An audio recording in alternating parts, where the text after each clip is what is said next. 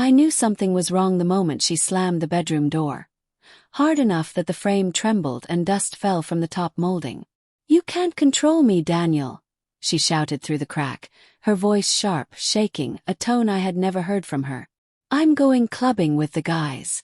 You can't stop me. We aren't married." That sentence, the last one, sliced straight through my chest. We aren't married. As if commitment only mattered when stamped on paper. As if the 3 years we'd lived together, built a home together, loved each other, meant nothing. I stood there in the hallway, her words echoing in the dim light like the ring of a gunshot. A slow, bitter calm settled over me. Not anger. Not yet. Just clarity. "You're right," I finally said, my voice steady in a way that scared even me. "We aren't married." The doorknob twisted. She threw open the door, face flushed, hair still damp from her quick shower, eyes rimmed in smudged eyeliner.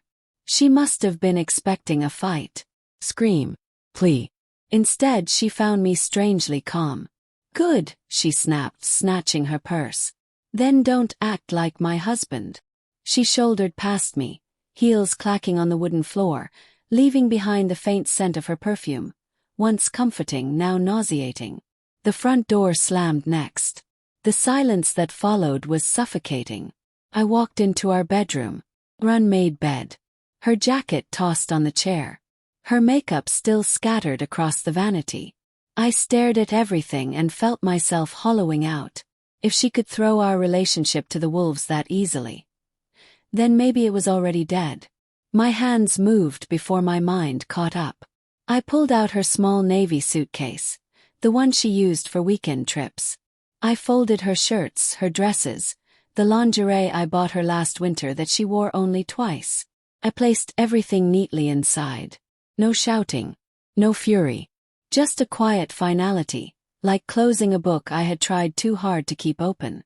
When the bag was packed, I carried it to the front porch. The cold night air bit my skin, but I barely felt it. I set the suitcase down, leaned her backpack against it, and stood there for a long moment. "Now you're free," I whispered to no one. I locked the door behind me. She returned at 3 a.m. It was around 3:12 a.m. when I heard the first knock. Not a soft one, an urgent, frantic pounding. "Daniel." Danny opened the door. I lay on the couch in the dark, staring at the ceiling. I could smell the alcohol on her words even through the door. I didn't move. "Are you serious?" she yelled. "Why are my bags outside? Are you insane?" My phone buzzed. "Open the door. This isn't funny." Finally sat up.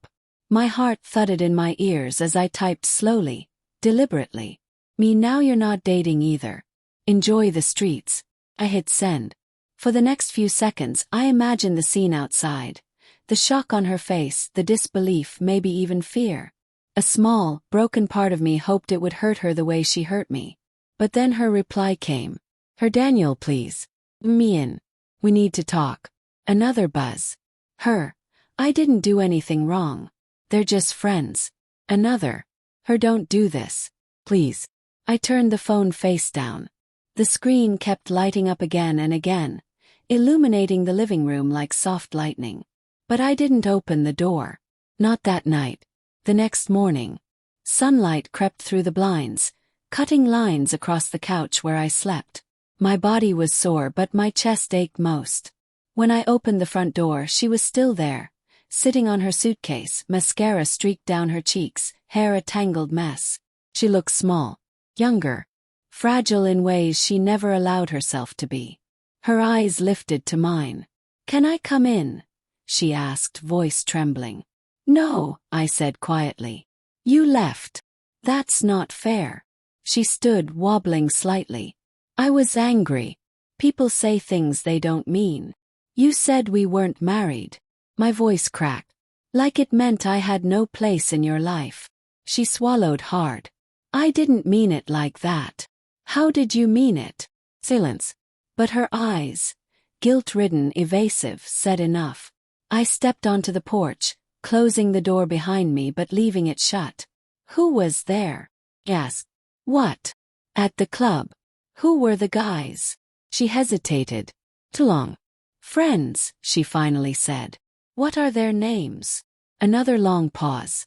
That was the moment, the exact moment. My trust in her shattered so violently I could almost hear it breaking.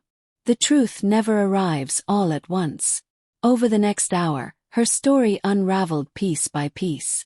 She didn't confess everything, but she confessed enough. Enough to know she'd been texting one of them for weeks.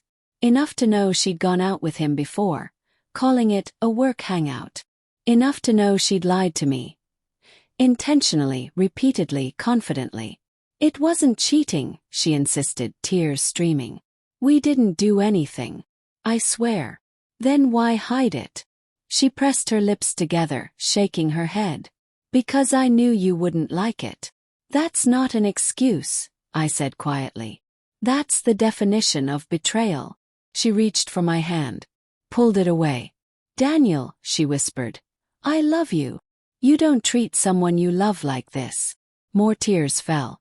She wrapped her arms around herself as if the cold morning air was finally reaching her skin. Can we work through this? She asked, her voice small. Please. I looked at her. Really looked at her. The woman I loved. The woman I trusted. The woman who broke that trust with a casual sentence. We aren't married. And a night out that meant far more than she was willing to admit.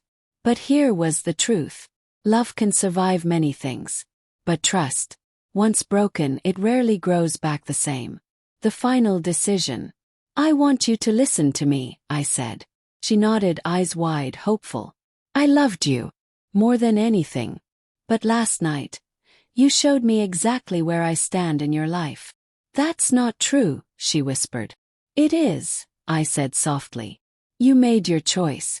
You prioritized being single over being committed. You said it loud and clear. I was angry. I made a mistake. And I'm making mine right now, I said. I'm choosing myself. Her face crumpled. A small sob escaped her lips as she reached for me again. Don't do this, she begged. Please. I promise I'll do better. Change. We can fix this. Just don't throw us away. I wanted to believe her. God, I wanted to believe her. But something inside me had already closed. A door she'd slammed shut long before I did. I'm not throwing us away, I whispered. You did. I bent down, lifted her suitcase, and set it beside her. Stay with your sister, I said. Or your friends. But you can't stay here. Daniel. I need space, I said. And you need to understand what you lost. Her breathing shook. Will you call me? Maybe, I said honestly. But not today. A long silence stretched between us. Heavy. Final. Then she nodded, wiping her face with trembling hands. She picked up her suitcase and slowly stepped off the porch. Goodbye, she whispered. I didn't answer. I closed the door behind her. The weight of emptiness. The house was too quiet, too still. Every room felt like it echoed with her laughter, her footsteps, her voice calling my name. Hurt. God, it hurt. But it was a clean pain. A pain that told me I did the right thing. A pain that felt like healing, even if the wound was fresh. I walked to the window and watched her climb into a waiting Uber. She wiped her eyes again, glanced once toward the house, and then the car drove off. And just like that she was gone. The last text. Hours later my phone buzzed. I'm sorry. For everything. I never meant to hurt you. I stared at the message for a long time. Then I typed back slowly. Me. I hope you find what you're looking for. Truly. But it's not here anymore. And for the first time since the night before, I felt something loosening inside me. A knot finally beginning to unwind. Because sometimes love doesn't end with a fight. Sometimes it ends with a sentence. Truth. And a closed door.